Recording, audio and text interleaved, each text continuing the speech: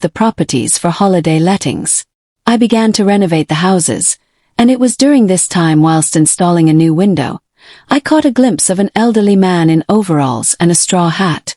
Intrigued by his presence and his unknown identity, I proceeded downstairs through the cottage and exited into the garden, and to my amazement he had curiously disappeared. I patrolled around the perimeter of my garden, but not a soul was to be seen. I did not attach too much importance to this situation, and placed the experience to a possible trick of the light and my fatigue after tirelessly working with little rest. Many weeks passed by, and I realized that I would require the help of a local tradesman, but unfamiliar with artisans in the area. I contacted a friend and asked for his recommendation for someone reliable to assist me. He gave me the contact details of someone who he had previously employed. I immediately telephoned the tradesman and arranged to meet him the very next day at my properties.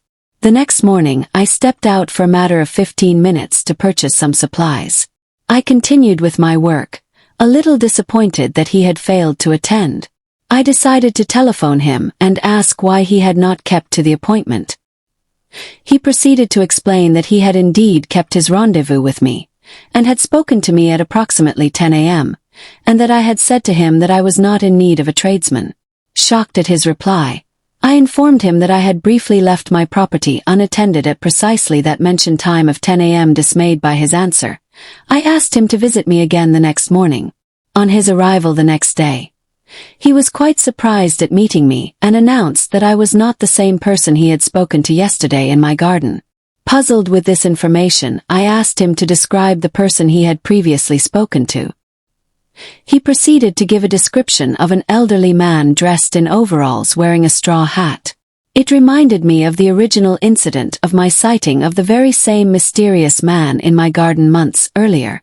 We both shrugged our shoulders in disbelief and happily continued to work together, completing the necessary work.